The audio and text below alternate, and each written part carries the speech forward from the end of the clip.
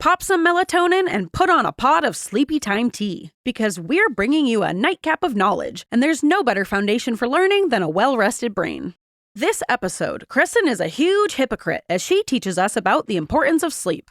She's covering the 4 stages, how sleep or lack thereof impacts our brains and bodies, why so many ADHDers in particular have a hard time doing sleep, and tips and tricks for getting to bed early and waking up on time.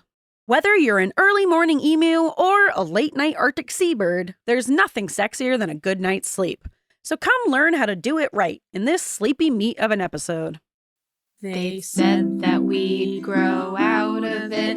Well, the joke's on them, that's just our brains. We're eccentric, loud, and stubborn, and most of our clothing is covered in stains. It's not a deficit of attention, there's just too much to think about. So if executive dysfunction becomes a little too much, if you forgot why you came in this room, or you're hypersensitive to touch, then put on your seamless socks and come join our little flock. Bitches stimming together, we're weirds of a feather, weirds of a feather. Ah! Caw-caw! Da, da, da, da, da.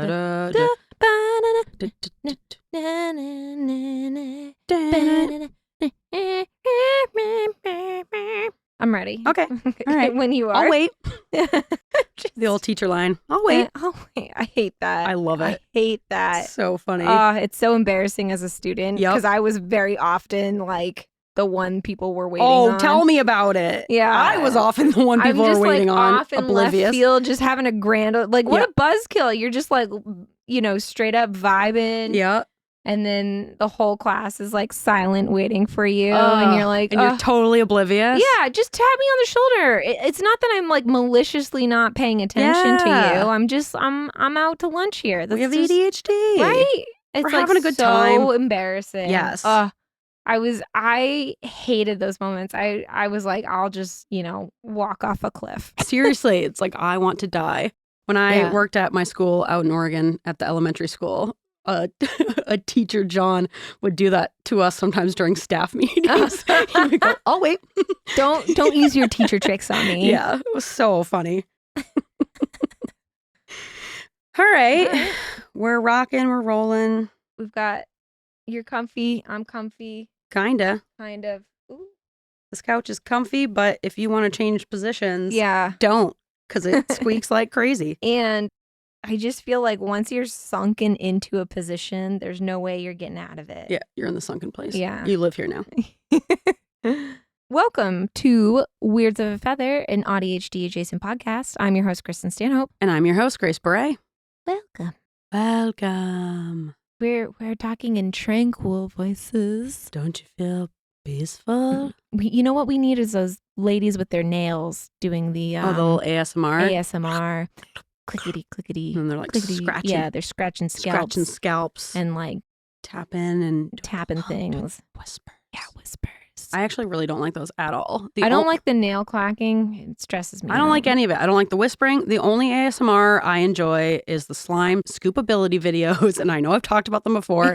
I can't stop watching them. They're so soothing. Every time they come up, I'm like, ugh. And I asked Ian, I'm like, does this do anything for you? He's like, no. I'm like, what? He's a different breed from us. He's very different from me in a lot of ways. Yeah. He doesn't like get it. watching that lady who watches the crushing videos, yes. And then she says like whether or not. Yep. No, hated it. Because I usually agree with her almost. And if I don't agree with her, I feel ashamed. Yeah. I'm like, oh, she liked that one. I didn't. Yeah. Sometimes she's unpredictable. Yeah. Sometimes she likes things that I do not. Yep. And I think I'm more picky than she is. I agree. I am too. Yeah. Yeah. There are a lot of textures. I don't like it. I just don't like it. Yeah. That's I could watch that all day. Oh, same. Yeah. And her like her rating commentary. it. Yeah, her commentary. Yep. And there's also another guy who comments trying to guess whether or not she would like it or not. He's like, no, she wouldn't like it. No, get that out of here.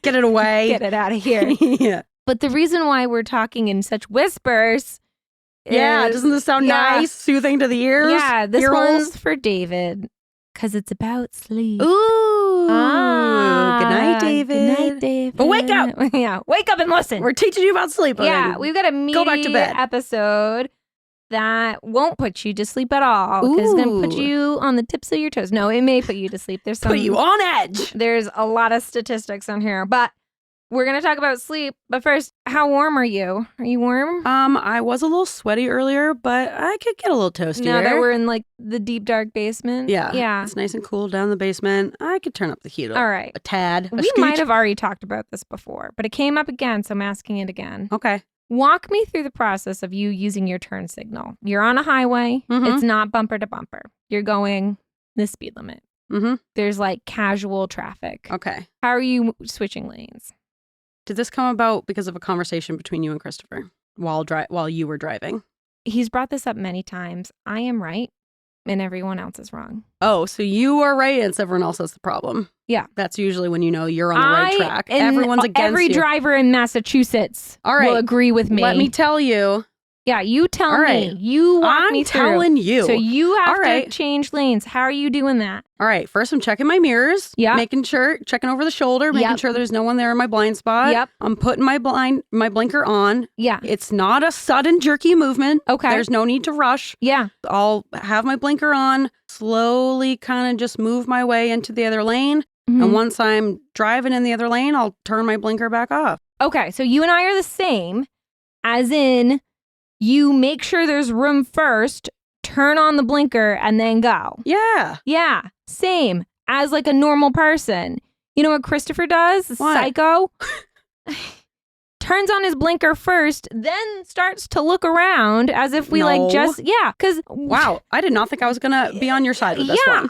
You know what? You make fun of my driving so much, but I was born to be in Massachusetts. I think I'm really good adapted to it. At driving in Massachusetts. I think I like driving in Massachusetts. I know I'm the only one.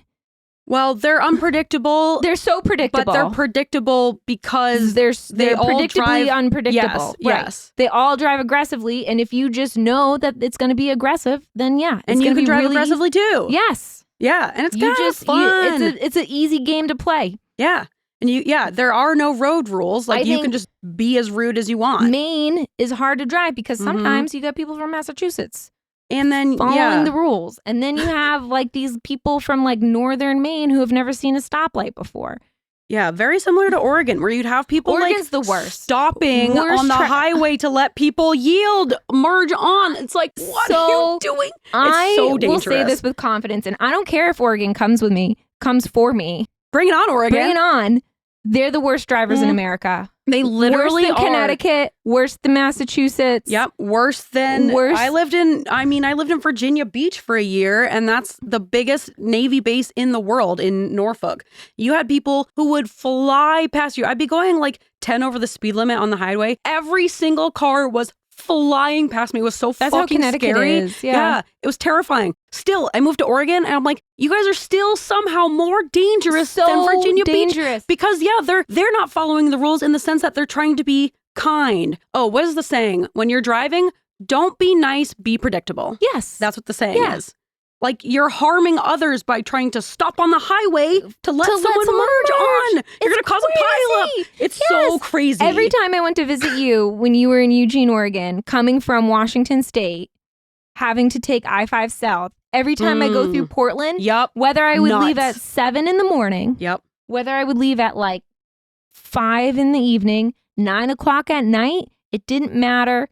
For a good solid 30 minutes, they shut all 4 lanes down to the highway. No matter every time I tried to get to your place, they're like, nope, shut it down. Because someone decided to take up all 4 lanes getting into like a multi-car accident. Yep. I don't know what is happening in Oregon. How are they teaching you driving? The worst drivers in America. Literally, yes. So, and I just want to say for the people out there, the correct way to use your turn signal is you make sure you have room first. Yep.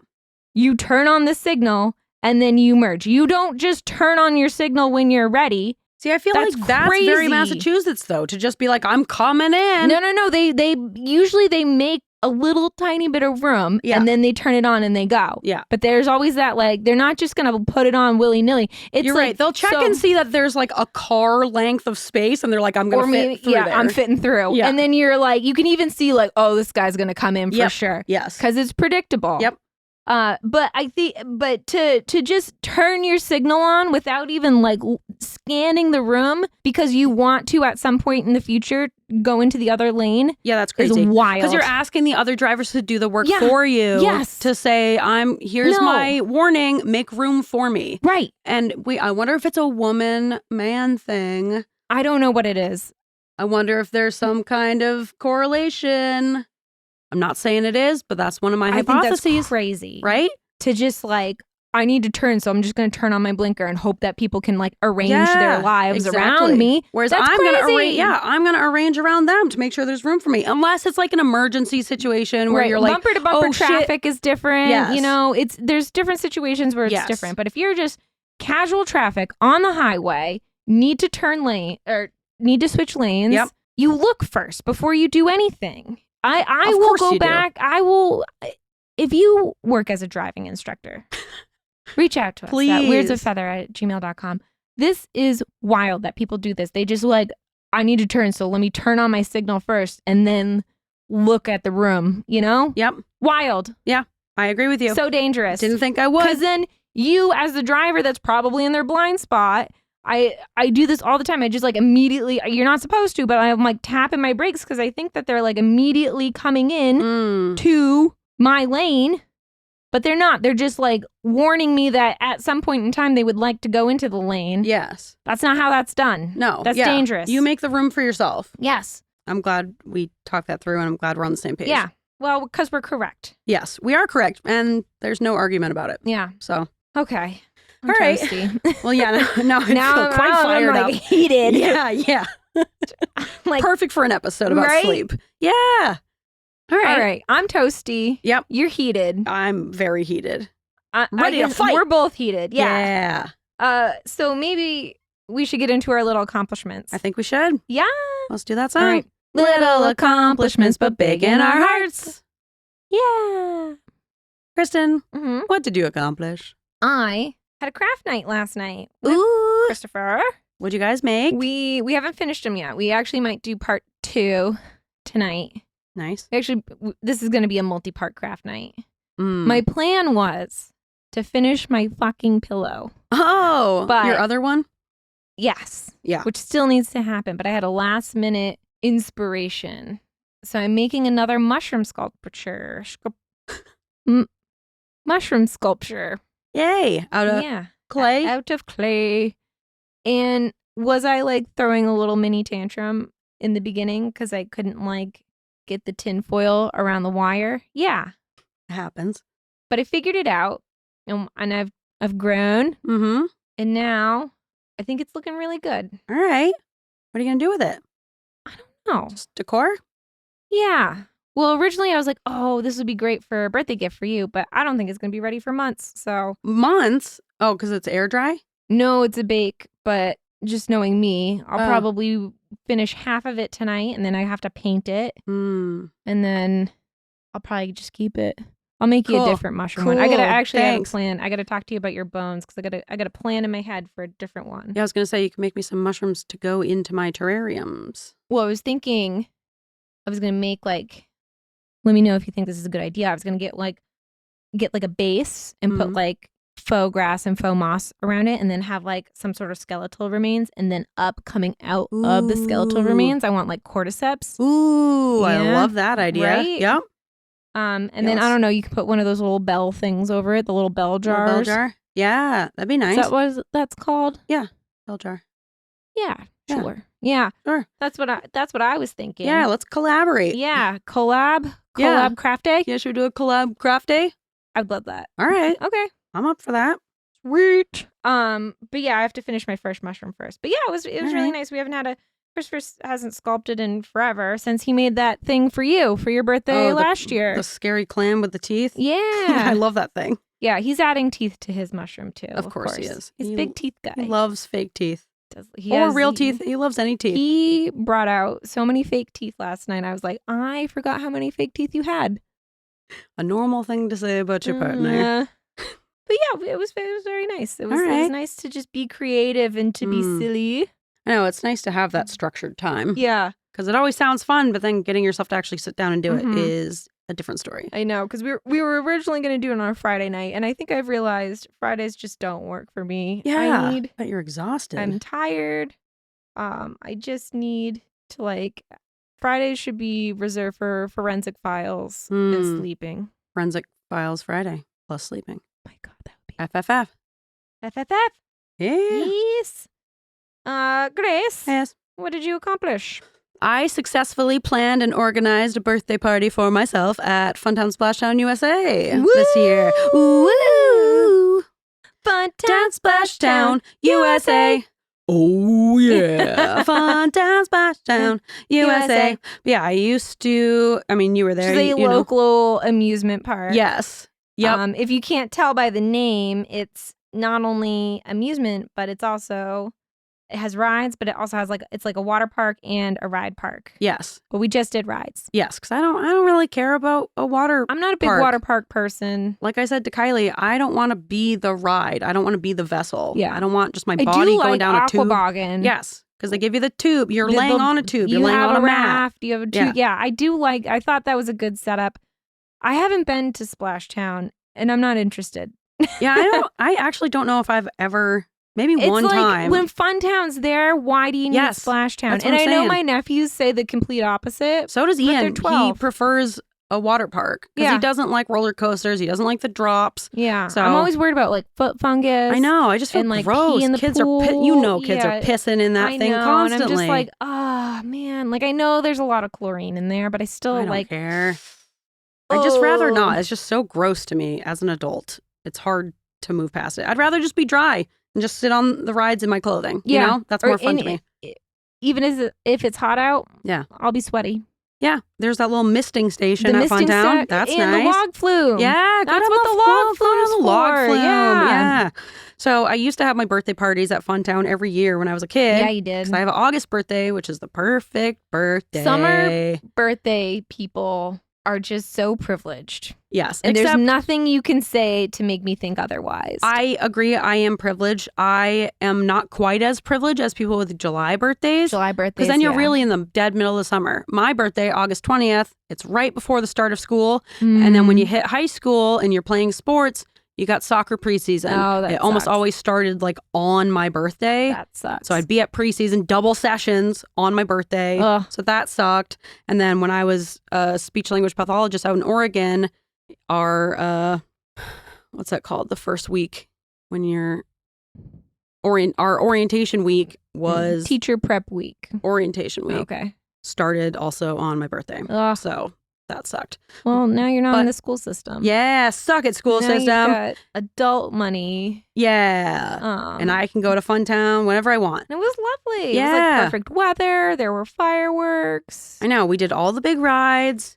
We went on the Excalibur, one of the top 10 biggest wooden roller coasters in the U.S. And if you're not from New England / Maine, I'm sorry, but it's a big deal. It is a big deal. Love the Excalibur. Yep. We went on the Dragon's Ascent, which is just one of those big old drops. We fucked around on the teacups. Yeah. Kristin and Christopher went nuts spinning around on the teacups. We'll post a video. Yes. We don't fuck on. We go hard on teacups. Yeah. We had a spinner group and a non-spinner group. Yeah, we spin the shit out of those things. Kylie, Lily, and I were in the non-spinners group, and Ian. Lily bailed last minute. Yeah. And she saw the look in Christopher's eyes, and she knew to be scared. And we don't play. She was right. Yeah. You guys were. I thought you were going to spin right off the ride into vomit. the woods. Yeah. It was like a good vomit, though, you know? Yep. And Ian wouldn't even come on the non-spinners teacup group because that's how much he didn't want to spin. Oh. Yeah. Poor guy. Yeah. But it was fun. Went on the swings. I love those swings. I hate the swings. Love the swings. And at night, you're flying amongst the trees. It feels so free. I just have this Lily fear, and I don't think it's irrational that the chain's going to break and you're going to into the woods, never to be seen again. It definitely could happen, but as could any ride break, you know? And I'd rather break on the swings than on a roller coaster. I think a roller coaster would be a quick death. Not necessarily. The swings, you're going to get like lacerated by one of the chains. But the swings might be You're a gonna be little like, fun before it hurts. Flying through the air, flying into the woods. Isn't that kind of fun? You're going to get like impaled by that umbrella that's like unusually high. Yeah, I know. Like too high. Like, I'm going to kick move this. that thing back. Get it down. But yeah, we had a great time. Lily bought me a hat based on, there's a ride called the Astrosphere that's like inside a big bubble. And it's like kind of they like try to keep it a secret, right? Yeah, but you like spin around and it's dark. Spin around since like the 70s. Yeah, they play all this music. From the 70s. Yes. And the graphics have been the same since the 90s. They have not updated them at all. I think it makes it even better. Yeah, it's great. I had a blast. I just had the best time, and I'm proud of myself for actually bringing people together and making it happen. So I'm going to do that for my birthday every year. Put it on your calendar. Put it on my calendar. Yep. Yeah, listeners, put it on your calendar. Yeah. We're all meeting at Funtown next August. Yep. Right around my birthday. So if you're in Maine, come ride the rides at Funtown for my birthday. Because it was a blast. Yeah. All right. Should we get into this meat? Let's get into it. Oh, shit. Maybe say that again. I know. You are sleepy. I'm sleepy. I was like ready this morning. Now Yeah, you were amped. I was amped and now I'm crashing. Sorry, it's because it's like so like cozy down here. I know. You know? I know. Let's get into it. The meat. The meat. It is the meat. All right. Oh, man, it gets dumber every time. I know. I love it. I love it. Today's meat is about ADHD and sleep. A real sleepy meat, if you will. Sleepy meat, yeah. It's a sleepy meat episode. Yep. And in a recent poll, I asked you, the listeners, and Justin, who doesn't listen, but participates. He just wants the attention. He does. That's okay, buddy. It's 79% of listeners said they had trouble with sleep. 14% said they had trouble with sleep sometimes. And 7%, which was 2 people, one was Justin, of course. One was Justin? Said they had no issues with sleep. Boo. Lies. I know you're lying. Boo. I know you're lying. 1 in 3 adults have an issue with sleep, whether they have ADHD or not. Yeah. According to the National Sleep Foundation. Well, which is where I got most of this information today. today. Have a couple people that don't struggle. I mean, Ian genuinely does not struggle with sleep. Well, sometimes he does. I guess. Yeah, sometimes. Who's like, I never, ever struggle with sleep. Like, that's crazy to me. Everybody struggles with sleep sometimes. And if you don't, you're lying. You know? That's crazy. Or you're just God's favorites. Right? Like, I can't imagine just like every single night you go to bed, you put your head on the pillow and you're like, I'm done. Yeah. And you just, get to bed sleep on great. time. You wake up on time. Yeah. You know? No. That's not, maybe if we were like still hunter and gatherers and we just like woke up with the sun. I'm sure there are people who never have sleep problems at all. And that's if you never great for them. If you've never had a sleep issue, 100% of the time, great sleep. Yeah. Email us at Weirds of Feather. Justin doesn't listen, so Justin, I'm coming for you. I'm going to message you specifically. I think he's just being he's not, he's being there's difficult. No way people don't have a problem with sleep. I'm going to text him after this. I'm going to get answers for us. Don't you worry. All right. I need answers. Yeah. But sleep is important. And why we don't really know like exactly why people and animals sleep. That's so crazy. Yeah, it's like the real reason isn't like super known, but we know it benefits a lot of things. So it increases your daytime concentration, which is kind of a given. Your mood regulation, your immune health, your muscle growth. It affects every part of your body. There's been, sleep studies that shown that if you get a regular amount of sleep, most people start to lose weight if they're trying to lose weight. If you're sick, one of the things they say is like, get lots of sleep, fluids and sleep. Because that your body and your brain are restoring itself. And there's a lot of science behind sleep, and we're not going to go super into it, but we're going to go into it. Come on, please tell us the science. I'm not going to tell about like theta waves and alpha waves and stuff, but I can never keep that stuff straight. It's like one of those things I look at and I'm like, it sounds important, but is it? Maybe I'll talk about that stuff in the future when I do an episode about binaural beats, because I'm very interested about that. So I'll talk about those waves then. Yeah, talk about those waves then. I'll talk about those waves then. We're going to skip the waves. Okay. Because I can't. Yep, and you won't. But there's a whole cycle to sleep. So it starts, there's like stages 1 through 3, and then there's REM, which most people have heard of. But if you haven't, we'll talk about it. I love that band. Yeah. It is. I actually don't really care for them. What? Yeah. They're a great band. That's me in the corner. Is that them? That's me in the spotlight. I thought they were Is that them? I think so. Now we got to listen. Losing my religion. Oh, sorry. Cue the music. This episode is brought to you by Crawling in the Yard. Hi, I'm Barbara Gunt, and I started the Crawling in the Yard Coalition to increase public awareness about, you guessed it, crawling in the yard.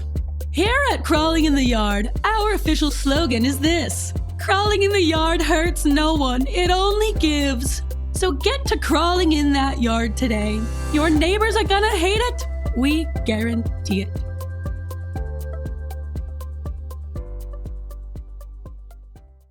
This is so off course. Is that them? It's REM, first of all. I know. Which makes my joke even stupider. Yeah. Don't they also play like Stand in the Place Where You Work? Yeah, I think that is them. Yeah, because Ben Wyatt, that episode of Parks and Rec where Ben Wyatt makes the claymation. Could a depressed person make this? Things where you work. Yeah. You know what? REM is fine. Okay. I was going to say, this is a classic band. Everybody likes REM. Yeah. It's really like 311 that I don't care for. Okay. Well, that's a different band. I know, but it's one of those three letters, it's three a numbers. Band with 3 characters in it? Yeah, 3 characters. Thank you. Okay. Yeah. Glad we moved past that. There's plenty of bands out there. Yeah, and a lot of them I actually don't like. Let me think of all the others I don't like. Yeah. So there's 311. Yeah, 311. What's another one that's very similar to 311? I also don't care for Puddle of Mud. No, I love Puddle of Mud. Do you? Aren't these racist? They kind of suck. What? Didn't they turn racist? Yeah, probably. Yeah. Never mind. Scratch that. I don't love Puddle of Mud. No, we don't like them. I'll think about the other bands I don't really care for. Who's the, maybe that's 311. Amber is the color of my energy. That's 311. I hate that. I hate that shit you don't so like much. That song? No. Whoa. No, I don't like it. Let's talk about sleep. Okay. Anyways. Moving on. Stop trying to distract us, Kristin. There's a cycle. So stage 1, it's the lightest sleep. This is you like just put your head on the pillow, your breathing and your heart rate slow down, your muscles start to relax, but they're not paralyzed. Nope. They're just relaxed. Stage 2, it's light sleep, but not as light as 1, but not as deep as 3. Yep. It's usually how those things go. Yeah, right in between. Almost like stage 2. Stage 2. Yeah. So your breathing slows down even more. Your body temperature starts to drop, and your brain starts to have these things called sleep spindles, which are these short bursts of increased electrical activity. Whoa. Yeah. Sleep spindles. Yeah. Stage 3, this is deep sleep. You have slow brain waves, no muscle movement. This is where your muscles repair, your immune function is restored. It's very good for you. It's also, there's a small part of like memory consolidation in this stage. Oh, where your short-term memory turns to long-term memory? Yes, more so in REM from what I what I read. Okay. So the no S sound at all? I think you held that S for so long. I was trying to, you leak? I just talked about how self-conscious my S's are. I know. And you're like, for no reason. I'm going to talk about sleep and stages. Yeah. Homeostasis. There you go. There's like all these S's. Yeah. Oh, this is going to kill me. Yeah. Guys, I'm really self-conscious of my S sounds. I'm trying. As you can hear. Christopher, double up on the de-esser if you could. Oh, yeah. Yeah, put that de-esser on. So then we get into REM sleep, or rapid eye movement. This is where you dream. Your heart rate, you have, not your heart rate, Yes, your heart rate. Yeah.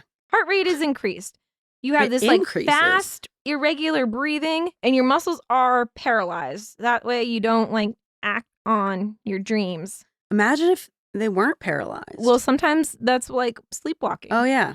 Duh. So sometimes they're Imagine not. a world Imagine. where the muscles weren't always paralyzed. What would happen? Yeah, that's why sleepwalking is like a big deal because Oh. you don't want to like walk out into traffic.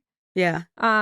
This stage is crucial for learning, for memory, for daytime concentration, for your mood. It helps you process information gathered during the day and stores them into long-term, like we said, short-term into long-term memory.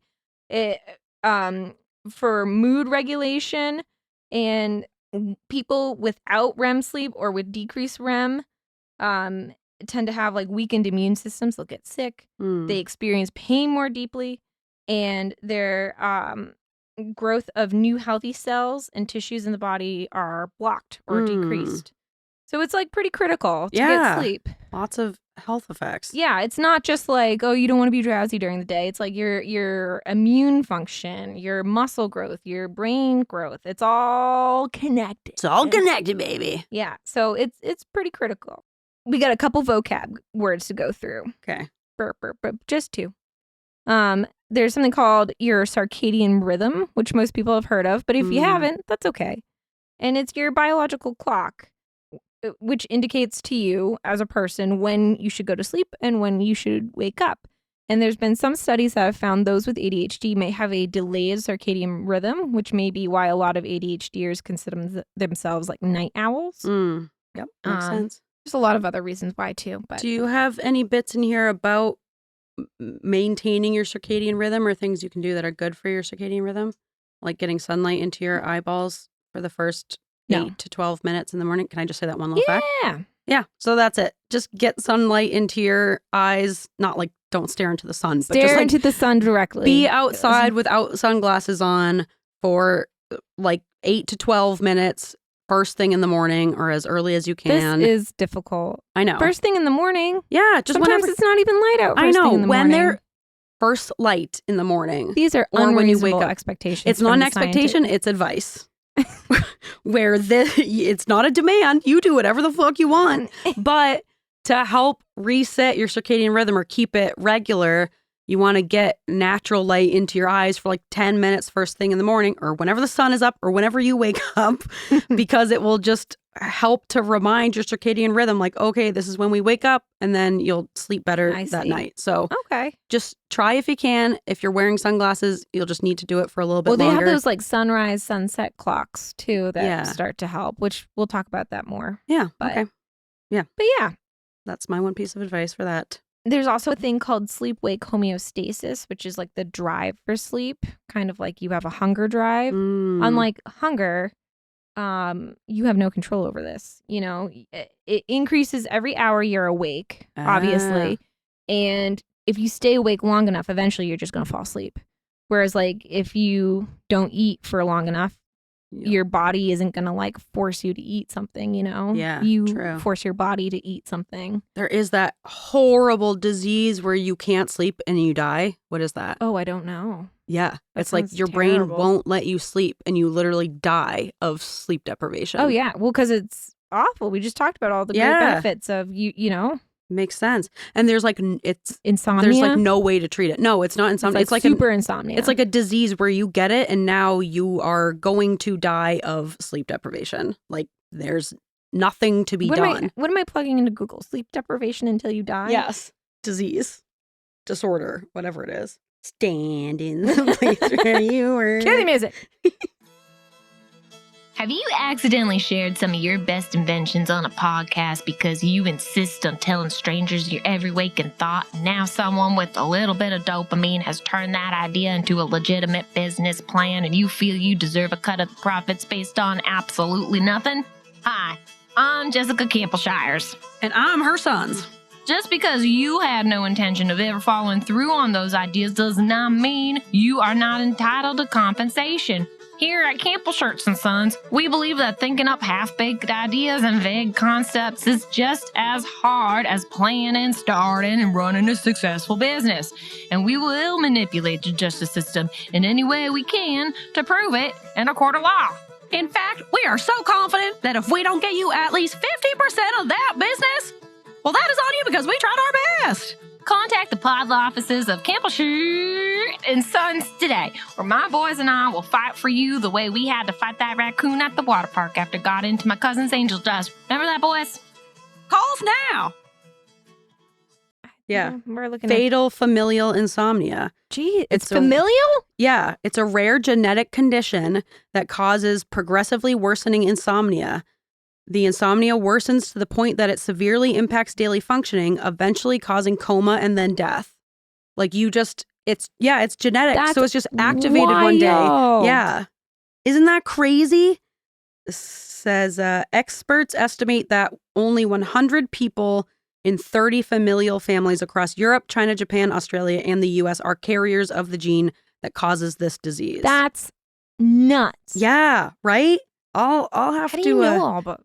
I don't know. I know lots of random facts like that. It's a prion disease. Oh, prion. Prion. God, those prion diseases they're are scary. wild. Can we do another episode about prion Please. diseases, like mad cow and stuff? Yeah. Kuru.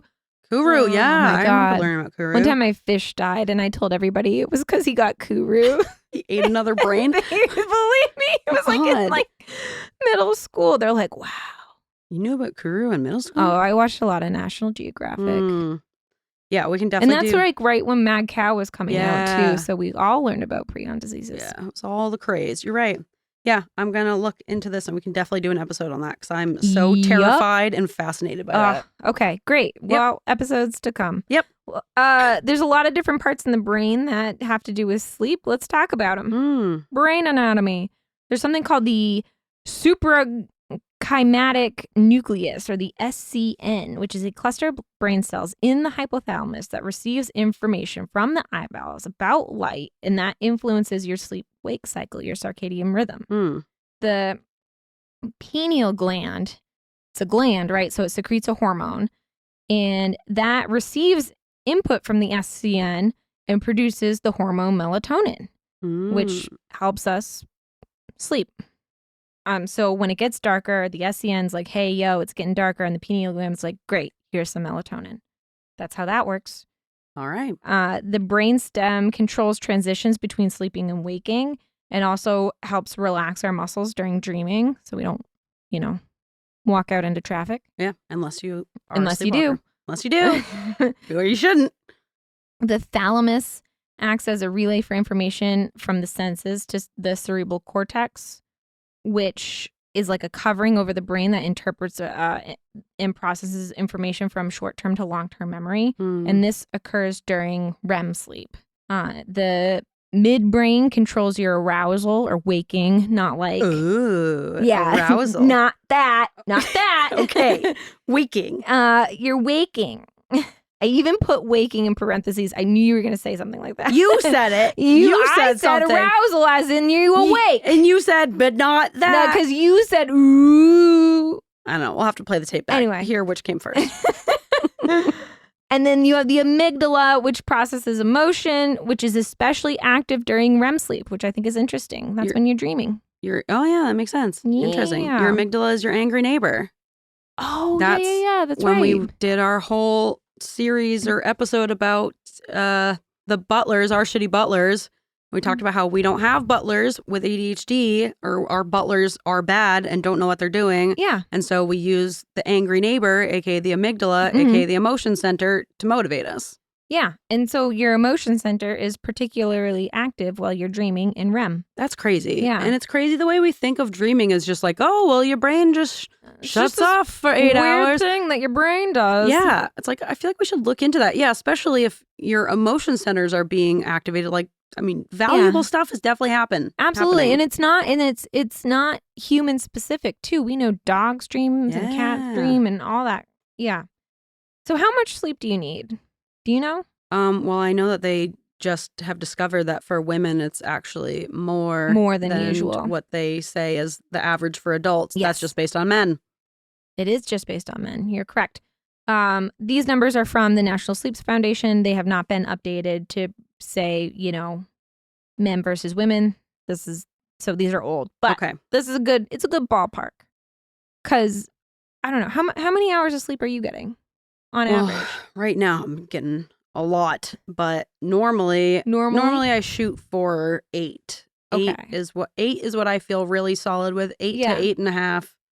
7. I need at least 7.5 to like function normally. Okay. I think I get from like 5 to 6, and I don't function normally. That's not enough. It's not enough. No. Oh my God, That's why I'm Kristin. always tired. Yeah. It's not nearly enough. No, it's not. It's crazy. God, it is crazy. But yeah, and because I always think I can eke by with a little bit less. But that's not true. Yeah. So newborns, they need a lot of sleep. They're growing. So they need 14 to 17 hours of sleep, which sounds lovely. So nice. Yeah. What a nice Saturday that is. Yeah.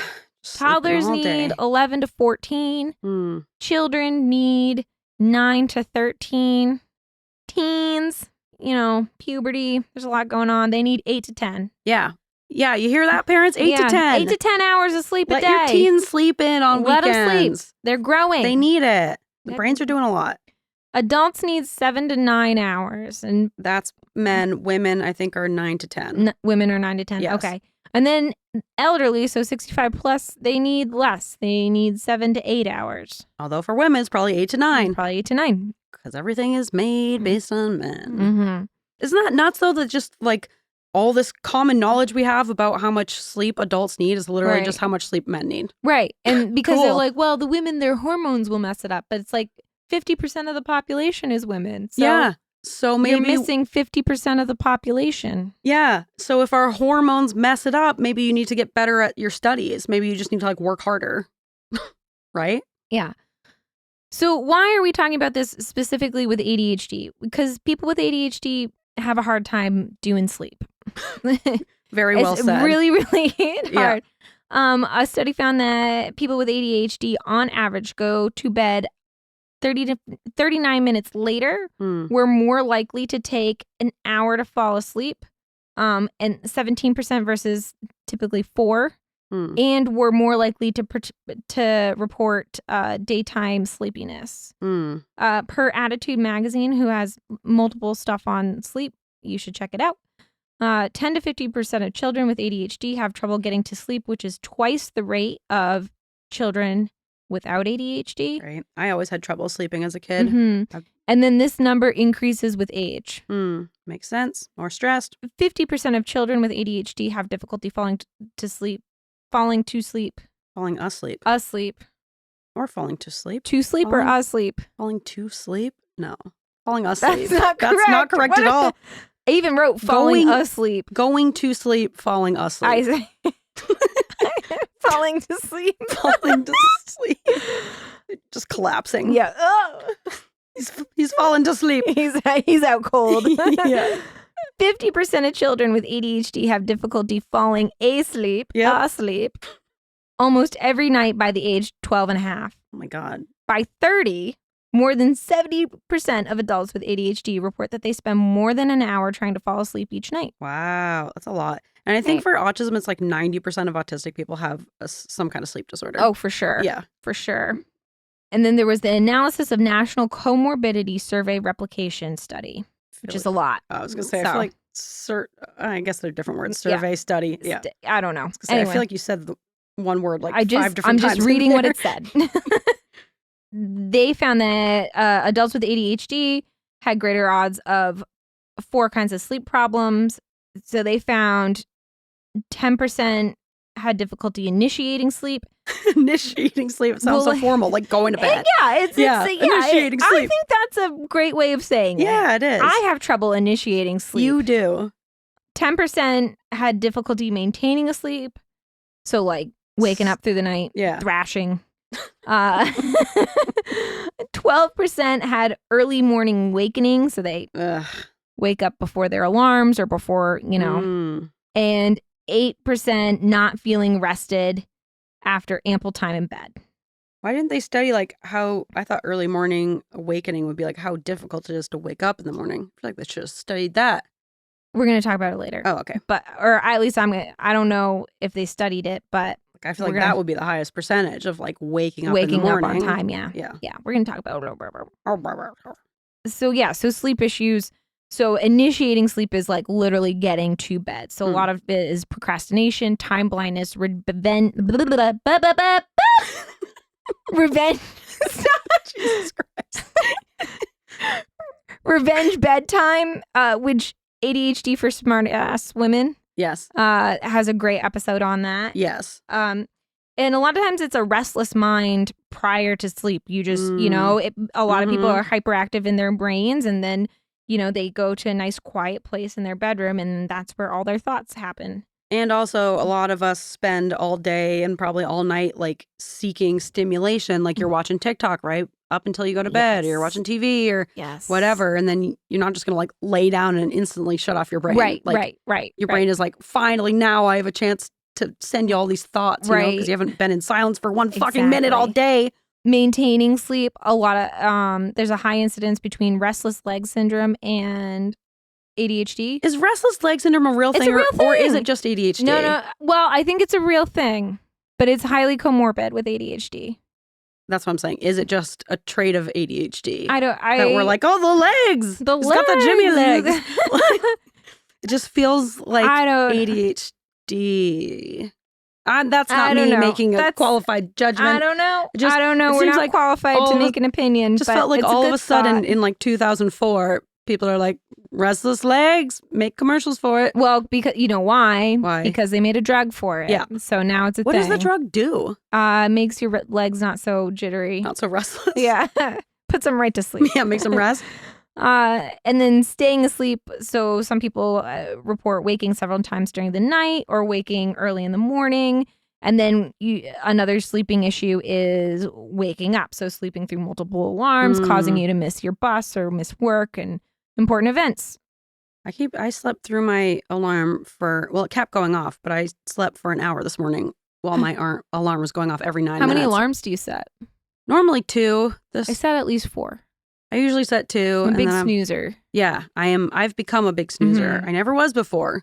Recently, I've been a big snoozer. It's a bad habit. Yeah. She's a naughty girl with a bad habit. A bad habit for drugs. See if anyone knows that reference. So there are a lot of other common comorbid sleep disorders. One is bruxism or teeth grinding, which people with ADHD have such a huge issue with dental hygiene in general. Yep. Which could be another episode. But Tracy also has done a good episode on that, actually, on ADHD for smartass women. Exactly. So teeth grinding, can lead to like dental caries and your teeth wearing down, and a lot of other in TMJ and all these things with your jaw. Probably like headaches and stuff too, right? When you wake up in the morning. Yeah. But there's things for it. You can get a mouth guard. You can do all these things. But yeah, a lot of bruxism, and that's that hyper activity coming into play. Sleep apnea. I don't know if it's comorbid or it's just like, I feel like everybody has sleep apnea, which is not just snoring. It's like extreme snoring where you, for a brief moment in time, actually stop breathing. Yeah. And you can, they'll kind of like be like, and they'll kind of like wake themselves up and then like subconsciously, like they're probably still in a light sleep, but they wake themselves up kind of to start breathing again, and then they go back to sleep. And they do that like all night. So then, you can imagine you're never hitting those like deep stages of sleep because you're always waking yourself up. So there's things for that. You can get a sleep PAP machine. Restless leg syndrome. And not to mention how bad it is for your brain to just like lose a little bit of oxygen all throughout the night. Good to just like randomly stop breathing during the night. Yeah, to just like cut off your brain from oxygen like 50 times throughout the night. And I also think there's a big stigma with like sleep apnea that it's only in people who are like overweight, and that's just not true. It can happen to anyone at any can age. Have sleep apnea. So it's any age. Yeah, I know like 20-year-olds who are who have CPAP machines, And if you need the machine to sleep, then it's very, very important. Really crucial. Yeah, I know it's not sexy, but you know what's sexy? A good night's sleep. Yep, breathing at night. Breathing at night, Yep, that's pretty sexy. Yeah, the sexiest thing you can do for yourself is breathe at night. Yeah. Another one, we just talked about it, restless leg syndrome, where Yep. you have this hyperactivity in your legs. Strap them down. Yeah, that's the mainstay treatment. There's also a drug called Remeron. Of course there is. And then intrusive sleep, where I thought this was kind of funny, / I think I might have this. I think you do too. It's when you're so bored that you fall asleep. So it could be in the daytime. This happens to me all the time. It happened to me last week. I believe it. And MA was talking to me. Luckily, she was like staring at the back of my head because I was pretending to type. But I feel really bad. She was trying to tell me, but I was so bored. She just like wasn't getting to the point. Yeah. And I just kind of like, and I was like, oh God, I just kind of like dipped my eyes. I was like, I gotta wake up. And God. But yeah, when you're so bored, you fall asleep. So the big concern with this is driving, obviously. Yeah, I get like hypnotized by driving and I yes. feel very sleepy. So the National Sleep Foundation actually has quite a few articles on driving while drowsy and all these things. I highly recommend you check it out. They have all these tips. They have on like safe driving. There's like a whole week dedicated to it. I think it was in March or something. But yeah, they do a lot of stuff with driving while drowsy or falling asleep at the wheel. But something that can happen is intrusive sleep. So maybe you're not driving, maybe your MA is really taking a long time to get to the point, or maybe you're sitting in class in high school and your teacher's droning on and on. Yes, and that was one of the examples they gave was the kid who falls asleep in class, which was me. I used to do that. Yeah, you especially. That time you fell asleep during your interview or whatever. Oh yeah, I fell asleep during my your grad school interview. Oh man, I wonder why I didn't get in. Yeah. God, she was so boring though. Yeah, but you're right to sleep. Yeah, I was ready. Yeah. Yeah. So that's. And what can be done about that? Because that feels like. Well, you probably just need like treatment for ADHD. Yeah, I was going to say medication. Really, you need stimulants. Stimulants. But a lot of that, sleeping while drowsy. Oh my God. Driving while drowsy. There's a lot on. I'll refer to the National Sleep Foundation. They have like articles and articles about that. Okay. So what can you do about getting a good night's sleep? Tell me, please. The number one thing is good sleep hygiene. That is what, if you go to any doctor or provider or anybody who you're like, I'm having trouble sleeping, the first thing they're going to say is like, how's your sleep hygiene? Which sounds weird. Yeah. But basically it just means good sleep habits.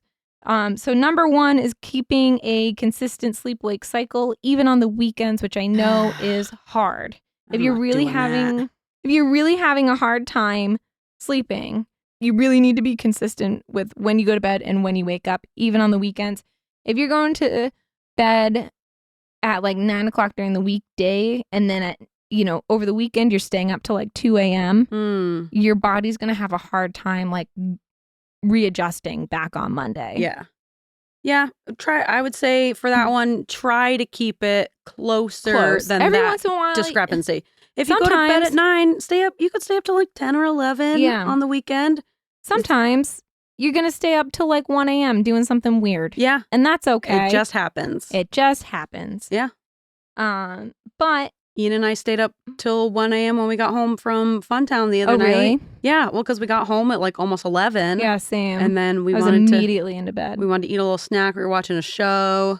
And then, we went to bed at 1. I was up till 1 last night, making my mushroom. Well, we slept in on Sunday then till 1 the next day. Nice. Yeah. Nice. It's a Sunday. It's a Sunday. It's the Lord's Day. Exactly. Yeah. So if you can keep a consistent sleep-wake cycle, that's really hard for shift workers, for nurses who are, doing a night shift and then, 2 days later they're doing a day shift. That's tough. So if you can't, I'm sorry, but maybe try the other things. Yeah. There's other things you can try. Yeah. So the next thing is to take 1 hour to kind of wind down before bed. And I listen to a lot of podcasts and YouTube videos. And so one of the sleep experts I was listening to called it the power hour, which I really like because I always say that with charting. I'm going to do 1 power hour of charting to get everything done. But is it a power hour if you're trying to wind down? It's a power hour. It should be like a power down hour. Power down hour. Whatever you want to call it. I'm calling it power down hour. Power down hour. And he recommended the 20-20-20 rule, which I love. I love rules. So this finally, it's like finally clicking in my brain what I'm supposed to be doing to get to bed. So 20 minutes, so an hour before you're supposed to go to bed, 20 minutes to prepare for your next morning. Get your lunch made. Get your, kids' lunches made. Pick out your clothes if you need to pick out clothes. Yeah. I Figure it out. Prepare for the next morning.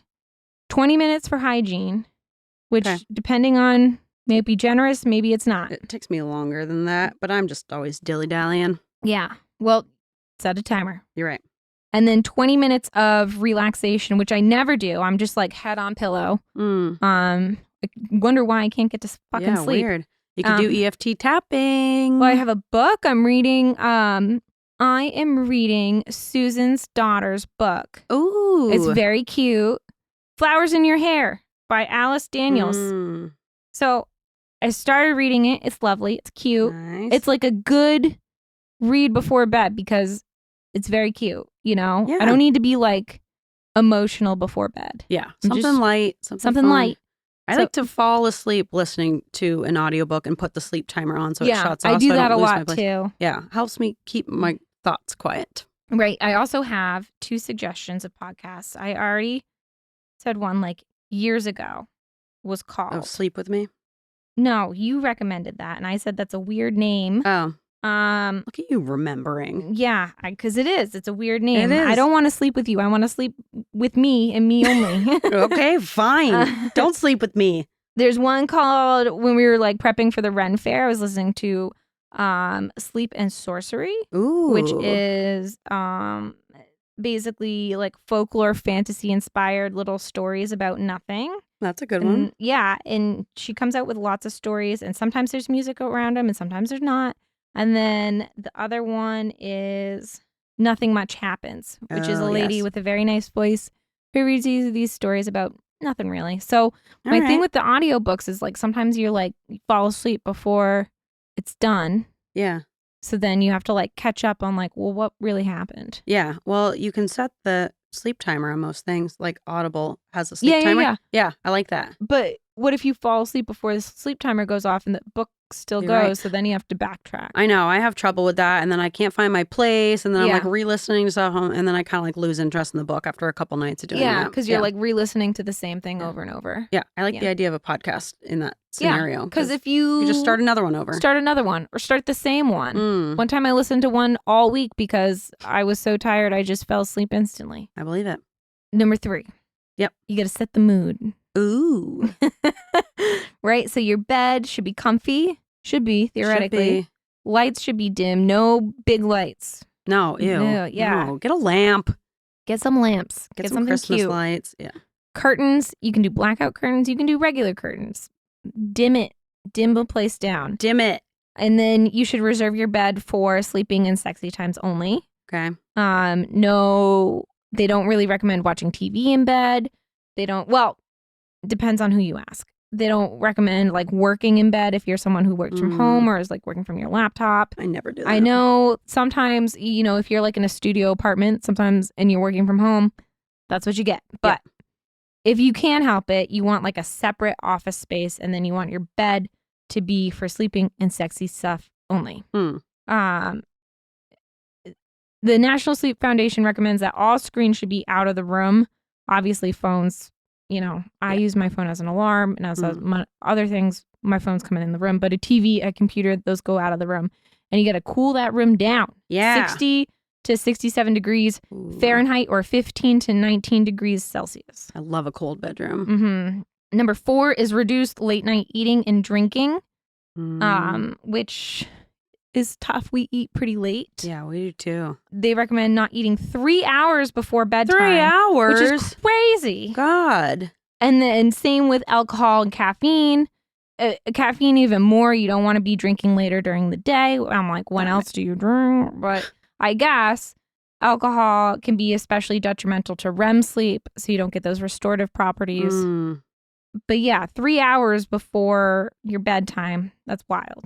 And I feel like people who do drink before bed, sometimes they feel like they're getting a good night's sleep, probably because they fall asleep pretty fast, but they're not going into REM sleep. They're not going exactly. So yeah, but you may be able to fall. Yeah, people who are like, I need alcoholics who need alcohol to fall asleep. Need alcohol. Well, people who rely on something like alcohol to help them fall asleep. Yes, it will put you to sleep faster, but it will wear off and it will really mess up your REM sleep. So that's why they don't recommend that. And then, calming your mind before bed. We talked about the 20-20-20 rule, but really making sure you're not even when I was listening to Fourth Wing, I couldn't listen to that before bed because it was too intense. And I was like, why am I'm all amped up. Yeah. I can't listen to this before bed. So they recommend either meditation or yoga, reading, journaling, whatever you need to do. Yeah, tapping. Seriously, guys, I know I'm so fucking annoying about it. It is like taking a sleeping pill. Like, I don't know how to communicate this without being so pushy about it, but it's the only thing I have found besides taking melatonin that works consistently every single time I do it. I don't do it every night. And there are plenty of nights where I'm like, oh, I'm too tired to do it. But then I don't sleep as well. And the nights where I do it, they even have 5-minute ones on that app.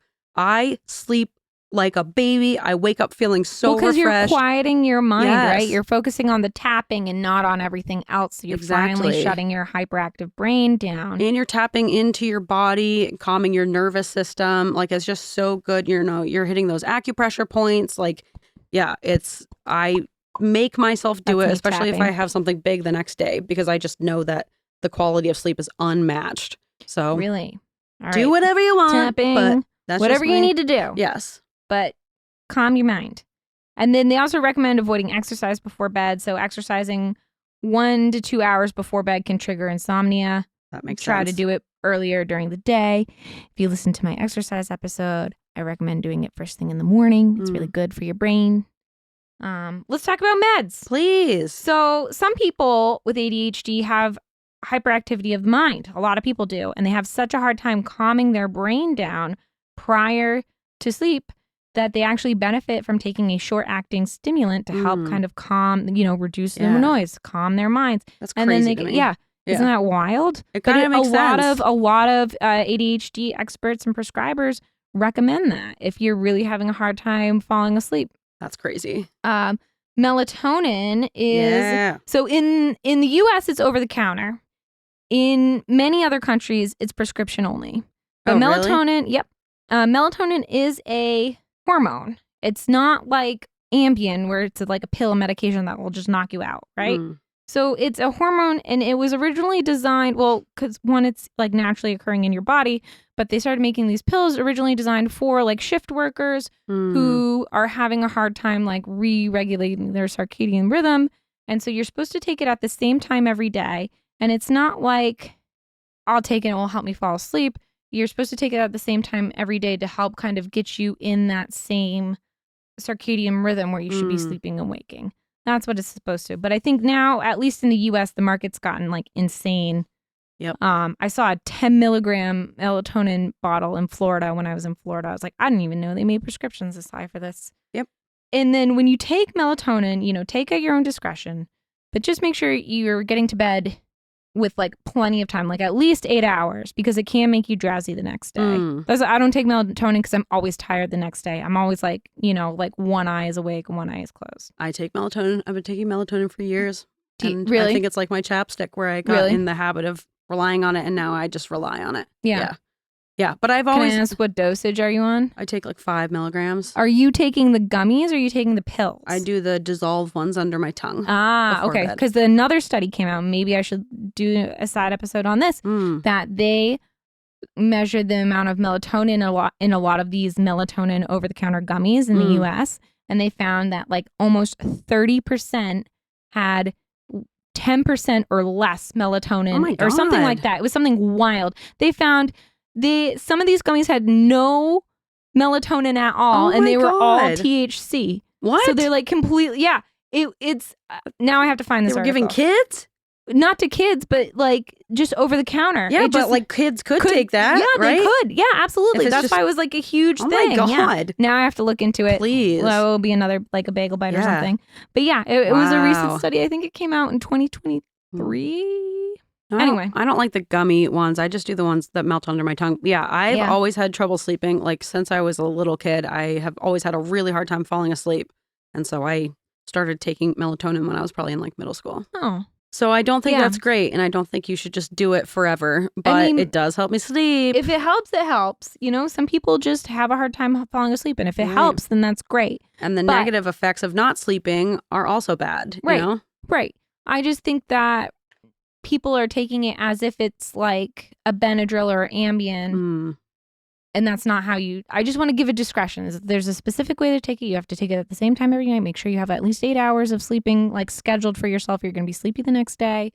And, you know, even though it's over the counter, it still can be like strong stuff. Yeah. Also careful of the melatonin gummies. Yeah. TBD, new episode. Yeah. Because I thought that was wild. Yeah. I like the ones that, just melt under your tongue. It feels like it's getting straight to the source. I don't trust anything in a gummy form. I love gummy vitamins. I know, but how much are those doing? I don't believe it. I don't trust it. I but think they they're are just yummy. sugar. Yeah. Antihistamines. So Benadryl's like the big one that people take for sleep. I've been guilty of doing this. I've done that before. It's not really recommended. Yeah. It's an antihistamine. It's not supposed to be used for sleeping, but that's one of the side effects, you know? Because it's to prevent like itching and stuff. Because you can't itch when you're asleep. That's true. They got you there on technicality. Right. Just knock them out. Yeah. No more your itch. watery eyes aren't going to bother you if you sleep. So you can't open them. So among sleepy and drowsiness, Benadryl has many, many side effects. It actually can cause like profound confusion in the elderly. Yeah. And so it's use at your own discretion. This is not saying you should never take Benadryl it has its uses. Of note, it has a 4-hour half-life, so it only really lasts for about 4 hours. I usually take it on planes because I don't want to take I'm not prescribed Ambien, and I don't think any doctor would give me Ambien. But I have a hard time when I was doing those like overnight flights to and from the West Coast and back. I would do, it's about 5 hours, so I would do a Benadryl. So by the time it hit my system, I would do 2. I'd sleep for about 3 to 4 hours, and then I wake up. I'd be pretty drowsy, but I'd get there. One time I took a bunch of NyQuil before a flight Which has home. Benadryl in it. Does it? Anything with like any of like the ZQuil, PM, all that stuff. If you look at the labels, 9 times out of 10, it's just whatever's in the daytime ingredients plus Benadryl. Wow. That's very interesting. Well, anyways, I took a bunch of NyQuil before a flight, and then the flight got canceled. No. And so I just... You couldn't even go home? Yeah, and it was us coming back from Australia. No. And it was like a 15-hour flight from Sydney to LA, and then the flight from LA to Boston got canceled after I had already taken the NyQuil. And so we had to I was sleeping on the airport floor because I was so out of it. Because I got sick on like hour 1 of the Australia leg. Oh, so I was sick the entire 15-hour flight from Australia. God, that was one of the worst days of my life. Yeah. I'm so sorry. It was terrible. But the NyQuil worked. I was very sleepy. If I was actually on the plane, would have been a nice sleep rather than on the floor. Yeah. Heads up, if you're buying anything, at least in America, I don't know. The U.S. has a lot of over-the-counter products. Yeah, that maybe shouldn't be. That probably shouldn't be. Yeah, we don't give any a shit. of these like combo medicines, like I always just make sure you're checking the ingredients, because sometimes like if you're taking something that has many ingredients in it and then you're mixing it with another thing that has many ingredients, you don't want to like accidentally overdose yourself on like Tylenol or something. Good advice. So just be careful. Sometimes, like when I had the flu, Mucinex combo, Mucinex flu or whatever was like the only thing. I think that was the only reason I survived, because that and my albuterol, because I thought I was going to die. It was way worse than COVID. Oh, God. Okay. Other prescriptions you can take our good friend clonidine, which we talked about in the non-stimulants. That's a drug used mostly for hypertension, but sometimes used for ADHD. Kind of brings your blood pressure down, helps quiet your mind. Remeron is for restless legs, and then Ambien is a drug specifically for sleep. There's a lot of issues with that, including tolerance. It makes Roseanne racist. Don't forget about that. Oh, that's right. Leads to racism.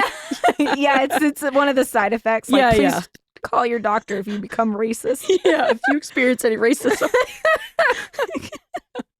And then, if you try all these things and nothing's working, you may need a sleep study done because it could be other things. There's a plethora of sleep disorders out there. So maybe you need to see a professional and some of these sleep studies, you used to have to like go to a place and sleep there. Yeah. But a lot of stuff can be done at home. Either you like wear some sort of like weird heart monitor or something on your wrist. Yeah, that's nice. And they go from there, which is nice. Because I wouldn't be able to sleep in like a clinic. I'm not going to sleep like normal. They give you like a cot Yeah. and a dusty blanket. Have a good night. Yeah. We'll see if you sleep. Yeah. I'm not sleeping a wink there. No. But let's talk about waking. We've talked about sleeping. We've Now talked let's about sleeping. talk about being awake. I also have a hard time waking up. Probably Yes. because I don't go and get enough sleep. Yep. That's the number one thing. Get plenty of sleep. If you get more sleep, then you'll probably have an easier time waking up. Mm-hmm. It sounds intuitive. It is very difficult. Yep. Can't believe you're getting 5 to 6, dude. That's Yeah. so bad for your brain. Yeah, it's probably not great, right? No, of course you're exhausted. Yeah. I need God. more sleep. Yeah. When I was waking up at 5 a.m., I was literally like in bed by 9. By 9? Yeah. I don't remember by the last time I 9. went to bed by 9. Oh, it's the best. I'm struggling to get to bed by 10, but I'm usually lately I've been going to bed at 11. Oh my God. That's way too late. I know. You're nuts. It's not great. You got to take your own advice. I got to take my own advice. Another thing is you can set multiple alarms. There's also alarms that force you to get out of bed. Attitude Magazine has a great article about different types of alarms. There's one that will shake your whole mattress that they recommend for that'd be like scary. Yeah. Yeah. All these I'm traumatized by I have like the gentlest alarm. It's like these little chimes. That are Chimes? like, yeah, the I chimes. also use chimes. Yeah. I hate it. I hate those fucking it's chimes. so traumatic. Yes. Every alarm that I have turns into like a traumatic Same. thing. So there's a mattress shaking one. There's one where it has little wheels and you have to like get out of bed and catch it? catch it. Yeah, I like that. That's really funny. A little scavenger hunt Yeah. first thing in the morning. I would hate that. There's Yep. one where you have to like wake up and shoot a target. What? Yeah. That's I think cool. linked it. God, like sharpshooter training. Yeah, Wake up first exactly. thing. Yeah. You have to wake up. You're like, Yeah, rattle off a couple shots. I kind of like that. It's like with a laser. It's not with the real gun. Or else you'd have like multiple holes in your wall. Kind of fun though. Kind of fun way to train for the apocalypse. So there's a couple different things, and there's also these what I've been seeing / what I bought but I don't use correctly are these like sunrise sunset alarms that are supposed to like mimic the sun rising. So mine starts to like glow yellow 10 minutes before my alarm goes off, and it gets slowly like more yellow to kind of ease the transition, because I think going from like sleeping to waking is really hard. Yes. And you feel like you're not using it correctly, or you don't like it? I don't use the sunset Oh. part. And I think I need to make a longer time between when it Yeah. starts to glow and when it really glows. Yeah, because then it can like gently awaken you. Yeah. Yeah. But I also have my eye mask on, so it doesn't even matter. It's not going to do anything. Kind of defeats the purpose. But sometimes it comes off in the middle of the night. Oh. So Okay. it's a 50-50 shot. Yeah. But there's also one doctor I listened to recommended a 2-alarm system where people who are on stimulants that have a really hard time waking up, they set 1 alarm and they have their like meds ready to go. They wake up, they take their meds back to sleep, and then they set another alarm about 30 minutes to an hour later once that actually kicks in, and then they have the executive function to actually get out of bed. Yeah. That sounds nice. Yeah. And so, those are, I also listened to a podcast. It's called ADHD Ooh. The guy's super funny. And this is his helpful tip I have to share because it's like cracking me up. This is to get to bed on time. So he goes to bed later than his partner. So he calls this the reluctant participant, where he sets a very loud alarm next to his partner who has agreed to do this Okay. for a certain amount of time. For like, let's say he wants to be in bed by 10 o'clock. Mm. His partner goes to bed at 9. He sets a very loud alarm next to his partner at 10. While they're trying to go to sleep? Mm-hmm.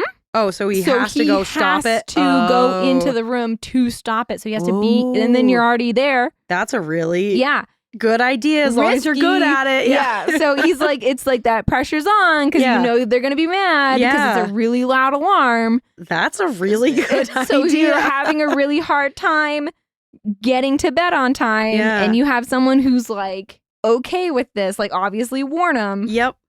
I'm not doing that for Ian. I'm not taking any risks. I go to bed before Christopher. It wouldn't work. Yeah. And he would always miss it. There's no way. No, he would always miss it. He would always miss it. Don't do it. No. Sorry, Christopher. Yeah. But that's all I have on sleep. All right, what if we set a bomb in your bedroom? A bomb? It's going to go off at 9 if you're not in there. A bomb going off. It already looks like a bomb went off. But we could do some sort of, the threat of violence in some way. Well, I'm doing an ADHD challenge. Okay. I'm bringing you all on this with me because I think with group support, maybe we can do this together. Okay, what you as got? people. Yeah. Here's my challenge. We're going to get to bed on time, which means we're going to give ourselves, I'm going to say 8 hours of sleep. I know you, all right? So we're going to, when do we want to wake up? We're going to plan ahead of time instead of just guessing. Mm-hmm. That's about 8 hours. That's what I do right now because I'm bad at math. And it's about 8 hours. It's not. Like you get 5. Yeah. And we're gonna round it up. Yeah. Times 2. Yeah. So we're gonna do some math. We're gonna find out exactly like when we're gonna get up. What time do we need to be in bed to get a solid 8 hours? And you're not going to fall asleep instantly. So it's not like I'm going to fall asleep. Right. So maybe 8 hours plus 30 minutes. Yeah. All right. And then we're going to try, I'm aiming low for 2 times this week. We're going to go to bed on time using whatever strategies you need. And then either DM me about it or Facebook about it or email, whatever you want to do. Because I want to follow up on this. What's working for people? What are you using? Bomb. What are you using a bomb? Do you have a reluctant participant? Are you trying that? If you do, write us in if you're doing that. Because that's hilarious. Such a good idea. That's such a good idea. So risky. Yeah. But we need that motivation, right? So it like works clearly. It just it makes me nervous. Yeah. Maybe some kind of like Rube Goldberg type of contraption where, a cigarette lights and you have until it gets to the end of the cigarette and that'll start like a marble thing falling and dominoes and that'll, I don't know, set the bed on fire. Oh Something fun like that. So funny. Let us know. Yeah. Let us know. But this week when this episode airs, we're gonna all try together as a team here at the WOF. You guys. A flock. Our little flock. We're going to get to bed on time, getting a full 8 hours 2 times in 1 week. Yep. Whether you want to do that at the beginning or end, or do you want to do them back to back? I don't care. Twice. Let me know how it goes. I think we can do it. Yeah, I think we can. I think you can do it.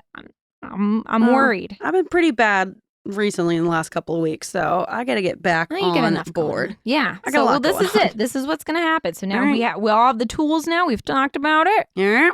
This is what we're going to do. All right. Challenge accepted. Challenge accepted. Yeah. New ADHD challenge. Yeah. Our last one, we haven't done a challenge in a while. Our last one was exercise. And whatever became of that. Just kind of petered off. No, people did it. People wrote in. Okay. Didn't you see I did. the DMs? Yeah. But for you, I guess. I'm still exercising in the morning. Okay. I did this morning. Good job. That's great. Yeah.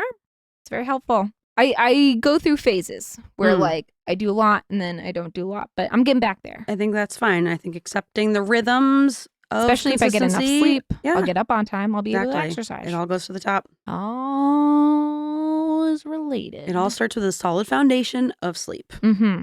So yeah. So that was our episode. I hope you liked it. I hope you thought it was helpful. Hope you enjoyed snacking on this meat. Sleepy little bedtime snack. I hope you weren't too creeped out by the ghosts that we just had. Yeah, ghosts in the walls. And squirrel. Yeah. Yeah. Stand in the place where you were. I hope you enjoyed our REM tribute. Yep.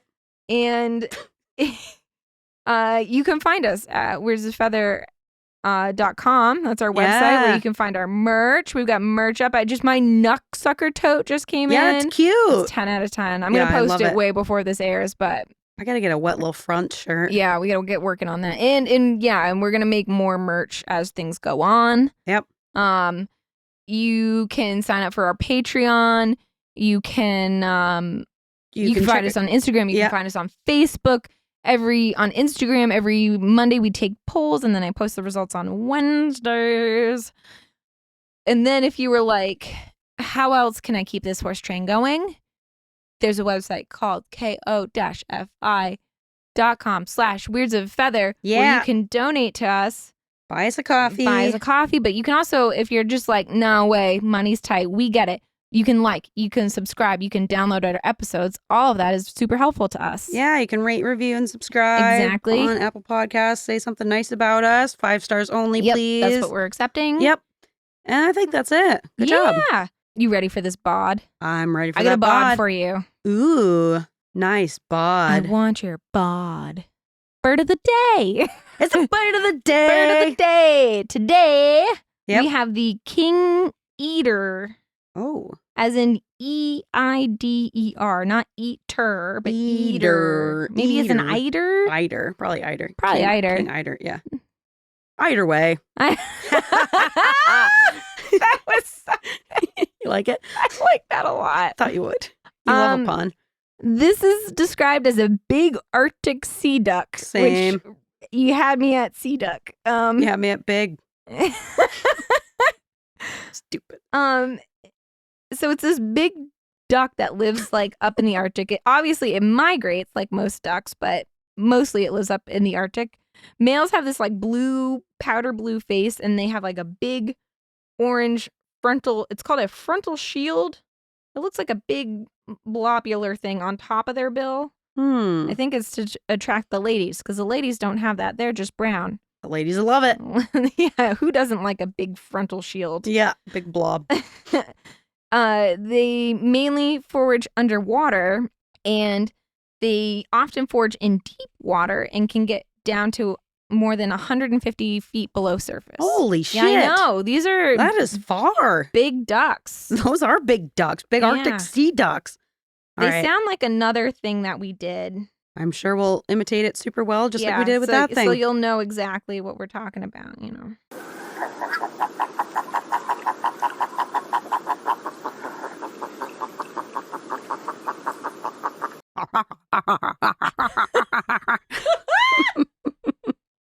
We gotta get video on this sometime. Please don't. I feel like the face is just as absurd as the sound.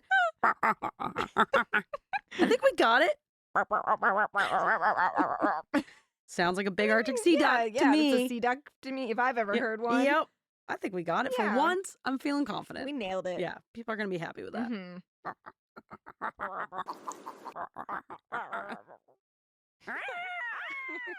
right.